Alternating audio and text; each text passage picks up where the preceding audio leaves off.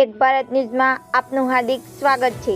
થરાદ ખાતે આવેલ KGBV girl હોસ્ટેલમાં ગતરોજ ગાંધી જયંતિને લઈ એબીવીપી દ્વારા વક્તૃત્વ સ્પર્ધાનું આયોજન કરવામાં આવ્યું હતું, જેમાં ગાંધીજીના જીવન આધારે વક્તૃત્વ રાખવામાં આવ્યું હતું।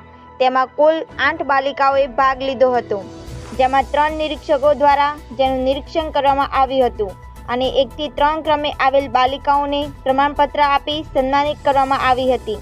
આ કાર્યક્રમમાં એબીવીપીના ભાગ સંયોજક રાજેશભાઈ જોશી, નગર મંત્રી વિશાલ પુરી ગોસ્વામી, નગર સહમંત્રી બીજલબેન પઢિયાર સહિતનો પ્રવાસ રહ્યો હતો।